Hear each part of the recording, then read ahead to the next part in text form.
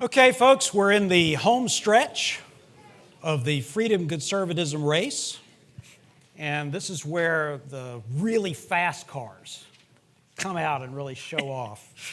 So I'm here with Dominic Pino from National Review, Stephanie Slade from Reason, and we're going to have a little conversation about what we've heard today and some next steps. I'll give you some final words, and we will promise to get you out the door at 5 o'clock. That's the plan. So, y'all been listening to much of the day, and I wonder if anything has leapt out at you yet. What is one of your biggest takeaways from what you've heard so far today? Yeah, sure. I always like when the ATR guys come in and they hand out that map, because I've got that map pinned up on my wall at my desk at work. You're just a wild and crazy guy. I am. I'm a lot of fun, but I think it shows that freedom conservatives at the state level are doing amazing stuff. I mean, flat tax was a crazy Steve Forbes idea 30 years ago, and now it is law of the land in 14-ish states and more to come. And then you got on top of that the states that have no income tax at all.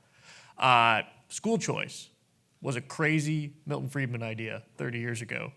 And by the end of this year, we could have as many as 18 states with universal school choice. And that would include states like Texas, states like Tennessee, that were considered really, really hard battles for school choice advocates to do. And they were able to do that in Texas anyway, by primarying Republicans who opposed school choice, going in there, winning elections, making the case to voters, school choice is good, and voters responded positively. I think that's very encouraging. If you look outside of issues like that, you've got things like constitutional carry. It used to be called Vermont carry, because for the longest time it was only in Vermont. Now it's in 29 states. 29 states have the state-level recognition of the constitutional fact that you have the right to keep and bear arms without a permit from the government. I mean, if that's not a great advertisement for freedom conservatism, I don't know what is. So you're on Team John Cochran. Optimism, sunbeams. On some stuff I am, especially when you look at the states, right? I mean, you've got to look at all the stuff that's going on out there. The founders were very smart men. It was a good thing that they did not concentrate all of the power in this city. And if you're looking around this city and you feel dispirited, you should look out to the states and you'll feel much more encouraged. All right. Well, I'm feeling much more encouraged. Slade, should I be? Okay, so I will say, what I do for Reason is I cover the conservative movement, and I specifically cover these sort of intra-conservative debates about where should the movement be going. And in the course of doing that, I go to a lot of conservative conferences of different kinds, including 3 out of the last 4 NatCon conferences, for example. And just in the last week, we've had several conferences here in DC from different parts of the movement. And one of the things that was very striking to me when I thought about those events and so many other parts of the movement compared to what I heard in this room today was that so much of our politics these days has become either a cult of personality or a cult of anti-cult of personality, right? Either, glory to our glorious leader who can do no wrong, or our entire purpose for this organization existing is organized around our fear and antipathy towards the person in the White House right now. One of those two things. And it's all about it's either a cult of personality or it's what we're against. It's not what are we for? What do we believe in? Why do we believe in it? What are the ideas? What are the principles? But the conversation today has been very focused on thinking about what are we for, not just what are we against, but where are we going? And I think that is encouraging. I think that is very needed in our politics today. So that, I think, is the thing that stood out to me. So you're both young, so I'm going to take advantage of you, but in a good way.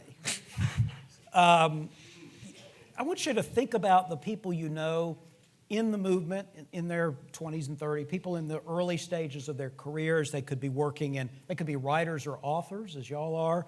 They could be working on the Hill. They could be working in think tanks, grassroots organizations.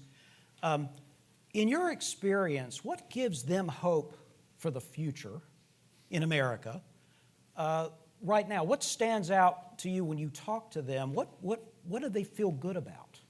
What do they look forward to? What do they think is working in America? I mean, I think they're motivated by a lot of the same things people have always been motivated by, which is they want a better life for themselves and their parents had, and they want a better life for their children than they have.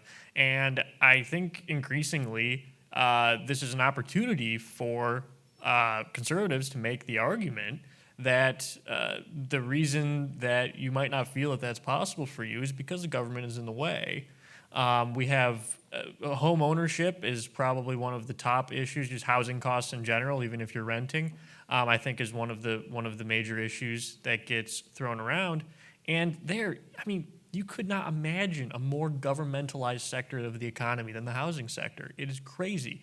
Norbert Michael at Cato Institute points out that the United States is the only country in the world that has government mortgage insurance, government-backed mortgage securities, and government-sponsored entities in housing finance, Fannie and Freddie. Some countries have one or two of those. The United States is the only one that has all three.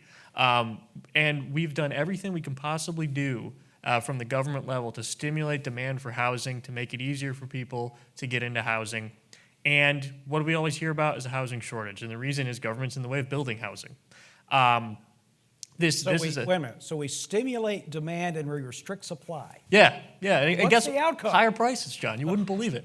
It's almost like those crazy economists with their boring supply-demand graphs actually have some Grumpy good points. economists. Yeah, even grumpy ones. And so you can have a political movement that's based on ignoring economic reality.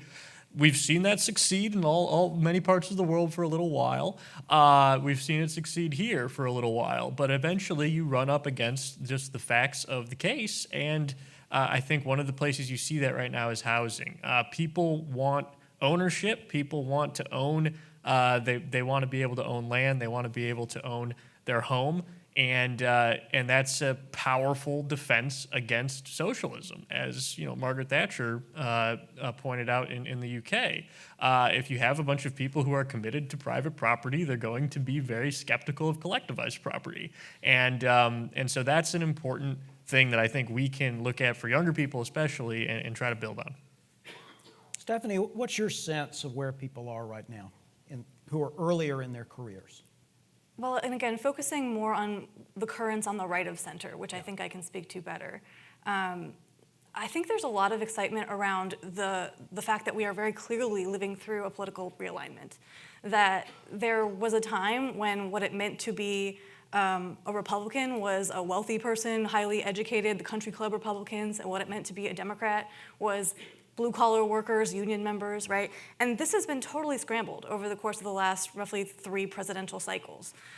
So that now we are seeing it is basically the case that the more highly educated you are, the more likely you are to be a Democratic voter.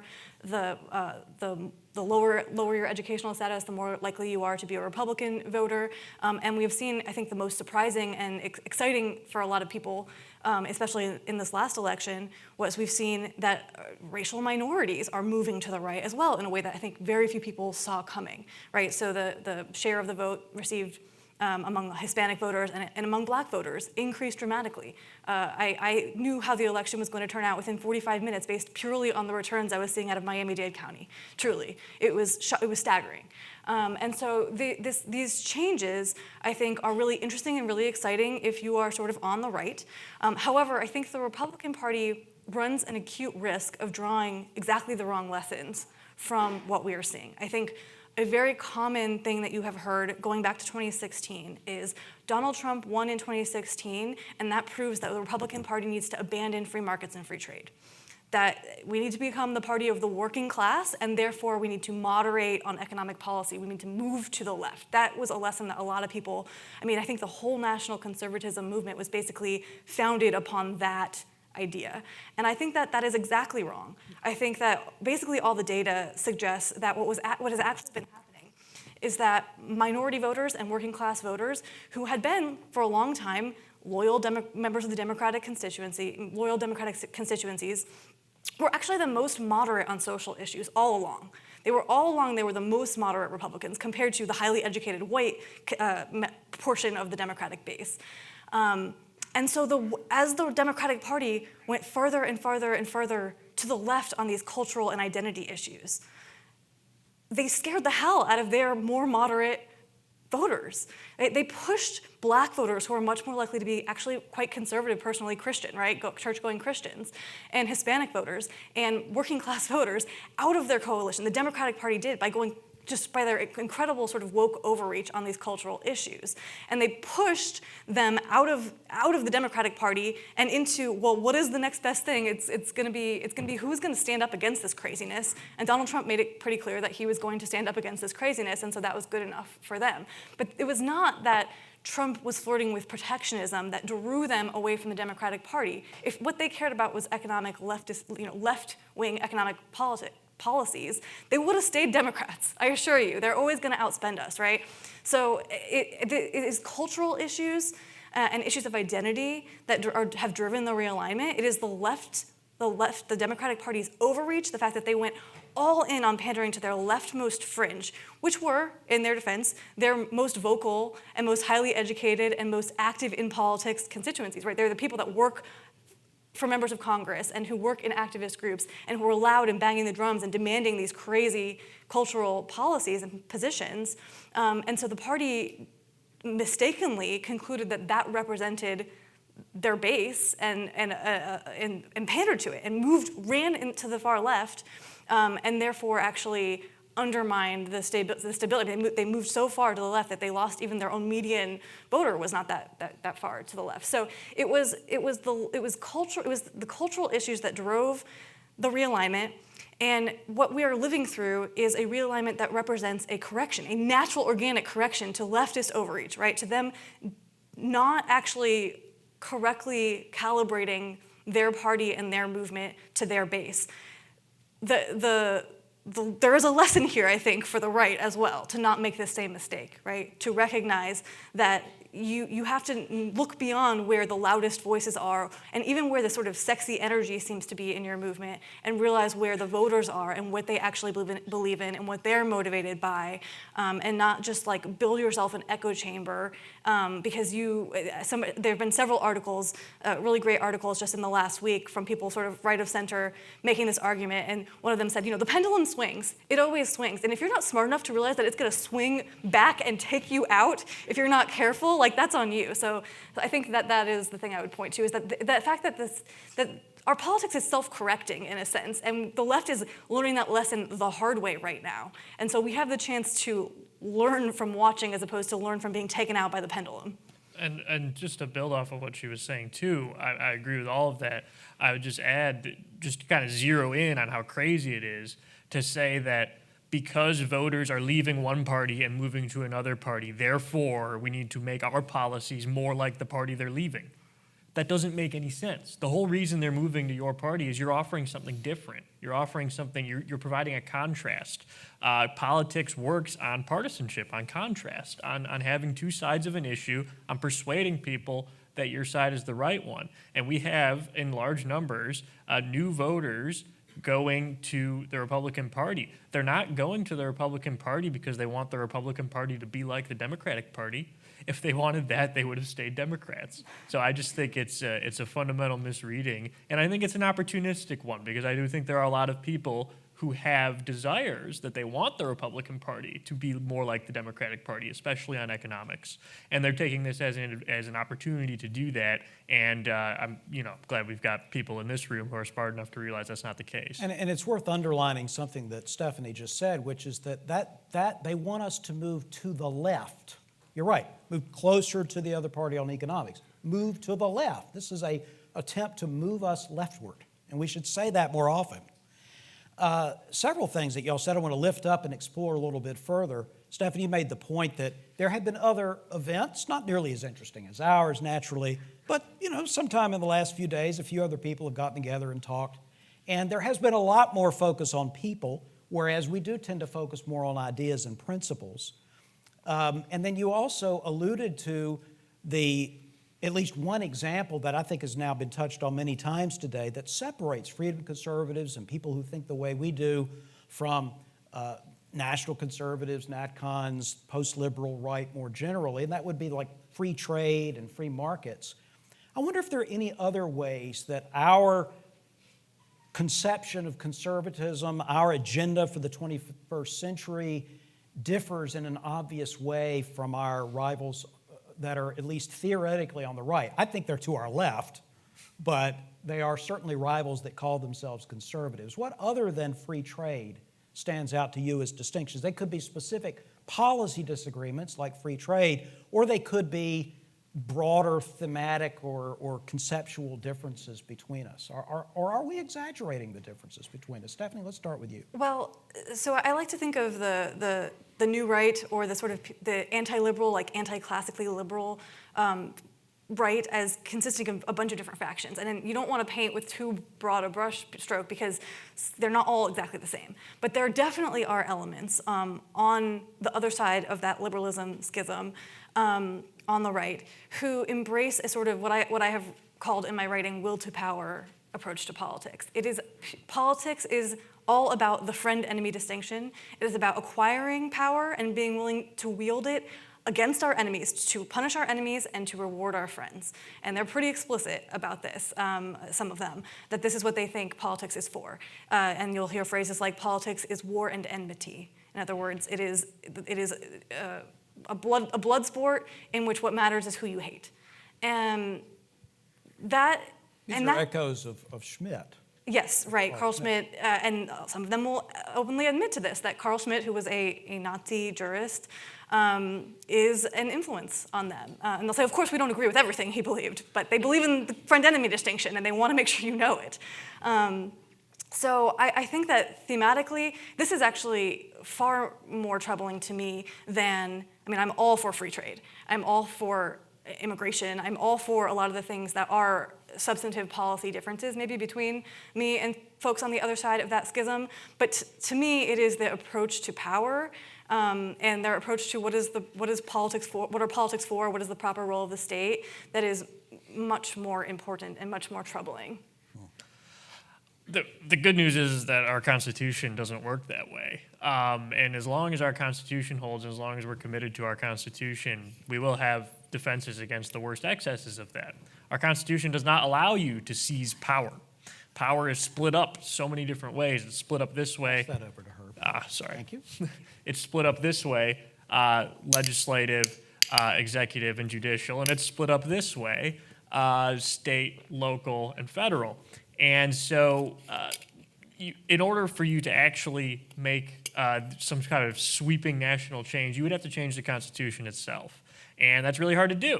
It's on purpose that it's really hard to do, because the Constitution's a good idea, and it's something we should be happy to bang on the table whenever we need to, because I do think there is still, in most conservatives and most conservative voters, a commitment to the Constitution and a commitment to the ideas of the founding fathers. Not just conservatives, most Americans. Yeah, right. yeah. And it's really important. This is something Samuel Gregg talks about when he's talking about economics specifically, but it's true of any policy area. It's really important that we ground our arguments and we appeal to the founders because their system is fundamentally still the system that we're operating in. Even though there's been so many changes and so many different things that have happened, and there's lots of things that we need to roll back to get closer to what they wanted. But fundamentally, we need to be able to say, actually, our principles are aligned with their principles. They wrote a constitution in a certain way, and that way is actually a good way. It's stood the test of time, and we need to continue to fight for it.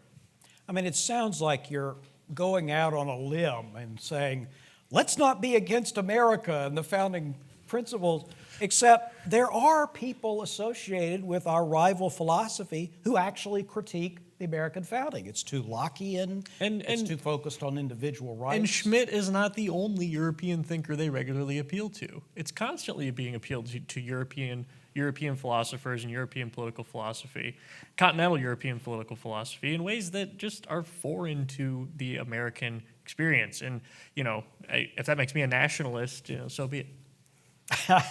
Well, maybe a patriot. That might be a better way to think about it. Well, another difference has been alluded to throughout the day is, in fact, this question of national. What decisions should be made in Washington, here? What decisions should be made elsewhere? I you can't blame people who describe themselves as national conservatives for wanting to nationalize things. I mean, that's in their name, just like we want to free people. But it strikes me again that that is oddly described as far right. And I see that as to our left, isn't it? I mean, ultimately, what's the difference between nationalizing something and socializing something? It sounds very similar to me. So I think that we should be leaning into the federalist aspect of our differences between them. So there's another issue, though, and this has also been alluded to today. It's an issue that many people talk about, particularly on the nationalist populist right, and that is fertility, natalism, the issue of the declining amount of children born, not just in the United States, but in most other countries, the challenges that poses, not just to our entitlement program, but the challenge it imposes to our economy, to our culture, to our society. And I wonder, maybe we don't have all the right policy answers to that particular proposition, that's an issue. But I wonder if they don't gain some advantage because they actually think it's a problem. And I don't hear as much about it from people that are more freedom conservative thinking. Do you think we should be taking this issue of natalism and fertility more seriously? Well, I think there are people, I mean, Tim Carney wrote a whole book about this recently, right? And Tim Carney is not a post-liberal. He's basically a classically liberal conservative, right? Libertarian-ish even. So I don't know that I necessarily agree that this is actually often the case with things that the folks on the anti-liberal side, on the NatCon side, or on the other side of the divide will say, you classically liberal conservatives, you Reaganites, you fusionists, dropped the ball and didn't care about this X issue. And it turns out that that's not true at all. There's no evidence for the fact that people on our side didn't care about it. We reject or object in principle to using state power to try to solve it in the way that they want to solve it, right? To try to brute force a solution to this from the top down. In principle, for sort of moral grounds, and also for pragmatic reasons, that we don't think the state is very good at doing that sort of thing. But the fact that we don't think that you can just pass a law as if the law is a magic wand that you can wave to solve the problem, it doesn't mean that you don't think it's a problem. I think that that's just one of those sort of bait and switch things that happens in our discourse these days. Yeah, my favorite example of that is when people will say, oh, you free market globalist types, you all love those guys at the World Economic Forum. I'm like, what? We've never liked those guys. There was, when was there a time? Jonah Goldberg probably basicly made his career railing against that type of thing, right? Yeah, when these guys get together in Switzerland and are like, yeah, you're not going to own anything, and we're going to, like, what are you talking about? We never liked those guys. And it was always part of the American project. You can go back to the mission statement of National Review magazine in 1955. Buckley's railing against the UN in there. 1955, right? And he's saying, look, we want America to be in control of American economic policy, American foreign policy. We don't want that to be run by global bureaucrats. So this was always a part of American conservatism, and there was no departure there at all from any kind of more recent developments. All right, so last question. What can freedom conservatives do right now to seize the present moment and win this debate for the future? If you had one suggestion for us, what would it be? Sorry, if you want. I would say, some stuff I said before, which is stick to the Constitution, stick to the Founding Fathers, actually tell people that, there is something unique and special about the United States. We are not just another country on a list of countries. We are not just another state that uses state power to do state things. We're the United States of America. We are a unique project. We're the last best hope of the free world. And this is something that we can really draw a distinction, I think, between other varieties of conservatism, because if you look at, again, a lot of their inspiration comes from other countries, and it doesn't fit very well on the American way of thinking. It doesn't fit very well on the American system. And as a result of that, they're going to run into some real problems if they ever try to execute on on what they're doing. So I think it's to be proud of the uniqueness of America, to stick to that, to reiterate it as often as you can, and to not let other people intimidate you into thinking that actually you're like the less patriotic one because you don't support some big government scheme Imported from abroad. Yeah. Stephanie. So, understandably, a lot of the conversation today has been about things like putting together a policy agenda or building a political coalition to get people elected to then implement a policy agenda and that sort of thing.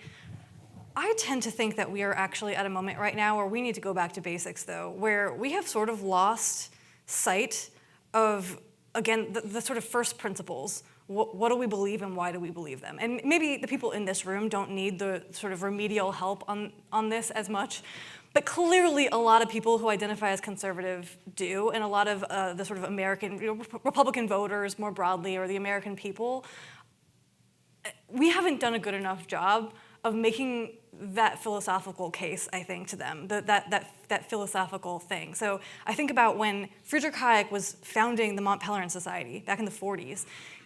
A lot of people that were there wanted this to be an activist group that would have like white papers and endorse candidates and have a political presence. And he said, no, we have to get the philosophy right. We have to figure out our ideas and our principles, and that is the most important thing. And over time, that will influence public opinion, and that will trickle down into policy. But if you don't get that right, nothing else matters. And I just think that I know it's hard because at some point it's like you can't just be in your ivory tower talking about ideas and never trying to figure out how to implement them. But I think there's a lot of the sort of big philosophical questions that are currently a lot of people are very fuzzy on, and that the folks on the new right are exploiting that in some cases by doing a lot of talking about philosophy. I go to the NatCon conferences and the post-liberal conferences, and they will sit around and they will philosophize about how liberalism is unviable because it makes these claims to neutrality that are impossible. No liberal system can truly be neutral, and by the way, the yearning of the human heart is for something greater than liberal neutrality and procedural liberalism, and young people want something to live and die for, and we're going to give them that.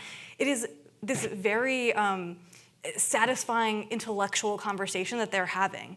And if we're not having a conversation that is equally satisfying and is equally challenging, and where we're challenging ourselves about what are our principles, why do we think that tax cuts are good, actually? I mean, if tax cuts lead to a much bigger budget deficit, is that good? Is that a good thing? If we can only get the tax cuts, but we can't get the spending cuts, is that worth doing, really? Have we had that conversation in the depth we need to have it?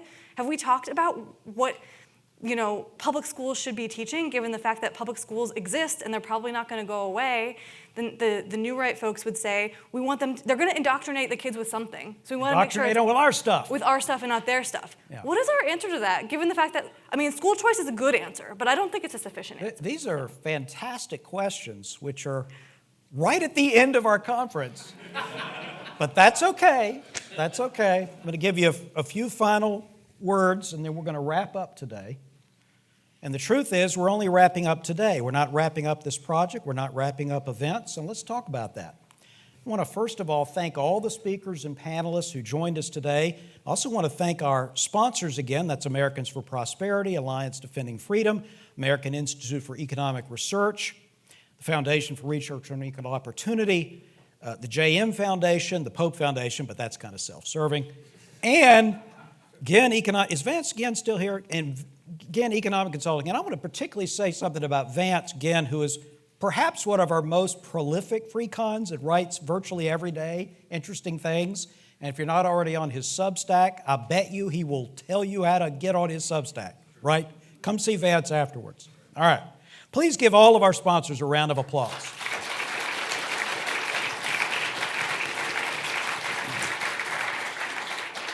On behalf of the organizers of the conference and of the Freedom Conservatism Project, I want to also thank you for attending this inaugural conference. Some of you here today are fellow FreeCon signatories. Others are allies and partners. Still others are, shall we say, FreeCon curious. You're all welcome. You all have a role to play. And you all have a role to play not just in our movement, but, dare I say it, in the success of the American experiment. So let's talk about what happens next. We've heard a range of ideas, insights, recommendations over the course of the day, but I've heard three themes that really stand out to me. First, just as Stephanie was saying, our movement's foundational principles are timeless and true, but how best to apply them to particular situations, fiscal policy, family policy, foreign policy, that's a matter of debate. That's a matter of prudence. We need to be creative, flexible, open-minded about policies, even as we remain steadfast in our goals, which of course are to expand freedom and opportunity, strengthen families and communities, defend the constitutional order, the rule of law, and American security and interests. Second, freedom conservatives, we should always keep our focus on good policy and good governance. Whether in Washington or at the state level, we should be willing to work with any policymaker of good faith, be it Congress, the Trump administration, some other party, state level government, local level government. If they want to do the right thing with the right means, we should praise them, we should offer our assistance. And when they make a bad call, we should say so and not hold back. We should respect public officials enough to give them not only our help, but our candor. Third, when we disagree with the progressive left or amongst ourselves, we should do so constructively and with civility. My friend Kent Lastman reminds me that we are about ideas. That's what we're about. Other organizations, other conferences can talk about leaders and be pro or con to leaders. We're talking about ideas. That's why we have an idea in our name. Politics may be beanbag, but it's not a firing squad either, right? It's not beanbag, and it's not death. It's a conversation about how to use political processes to accomplish public ends. You're not going to get to the right place with ad hominem attacks. What America needs now is more statesmanship, not more lame attempts at insult comedy. Now let's talk directly about what's going to happen next in the freedom conservatism movement itself. And I want to particularly start out by talking to those of you who are not eligible for senior discounts. You do not have an opinion in the twilight struggle between VHS and Betamax, because you don't even know what I'm talking about. So we are delighted that you are here with us, you who represent the future of our movement. I was struck by an interview that Jack Butler, our friend Jack Butler, did with Lee Edwards shortly before the great conservatism historian Lee Edwards passed away. Here's what he told Jack. He's talking about young conservatives holding the key. Don't just look to generations that have already come along. Step up and make a difference yourself. Freedom conservatism has momentum. Hundreds have already signed the FreeCons statement. Thousands are working in FreeCon-aligned institutions and organizations around the country, or for FreeCon policymakers. Millions have read the statement, seen the statement, heard people talking about the statement. It's all heartening, and it's not nearly enough. So let's talk about next steps. I'm going to give you three of them. They're the 3 C's: connect, communicate, convene. First, let's connect. If you work somehow in the movement, you have some sort of role in our movement, and you haven't yet signed the FreeCon statement, you can do so. You can go to freedomconservatism.org, also an excellent dessert topping. And you can find all sorts of information as well as a link to sign the statement. And if you have any trouble doing so, just send me an email and we'll take care of it. We'd love for you to sign the statement. Now, if you've already signed the statement, make sure you're subscribed to our Substack. Where do you find that? What is the website for Freedom Conservatism? freedomconservatism.org. Okay. Now, second, let's communicate. You may have already run across FreeCon-themed content, articles, podcasts, broadcasts, things like that. Expect to see a lot more of that. If you have any ideas yourself for an article or an interview or an event or a program, please feel free to pitch it to me. I will catch it. I will throw it back at you. I will dodge it, depending upon my whim. But something will happen, I promise. We've even heard rumors, haven't confirmed them yet, that there may in fact be books related to fusionism and freedom conservatism in the making. So we'll let you know as we confirm those rumors. All right. Third, let's convene. If you live here in the D.C. area, I've got some good news. Our network already hosts lots of regular events. We have regular FreeCon briefings for congressional staffers. We have regular discussions of fusionism and other FreeCon topics here in town. We have regular social gatherings for young FreeCons here in the nation's capital. If you're interested in any of this event programming, just let me know and we'll get you on the right list. Now, if you don't live in D.C., I have even better news. You don't live in D.C. You're freer. You have lower taxes. Okay, that's not actually news. That's just something you already know. Here's the actual headline. We're going to take this show on the road. A regional FreeCon forum is currently being planned for New England sometime this summer, and then in the fall we will head south. As soon as the dates and the programs of these events get firmed up, we'll pass them along to you by email and social media and lots of other ways. It was never our intention to center most of our work here in Washington. Ovic lives in Texas. In case you haven't figured it out yet, I live in North Carolina, so y'all come down here and see me sometime. One of the principles that distinguishes freedom conservatism from its rivals is, in fact, our commitment to moving decisions out of Washington, and we want to live our own principles by moving our conversations out of Washington. So that's what we're going to do, and stay tuned for more. Now, that does leave us with one big unanswered question. Should we do another conference here in the nation's capital? Will there be a FreeCon 2026? That is the motion on the table. All in favor, please say aye. Aye. All right. The ayes have it. We will see you next time, and y'all have a great evening.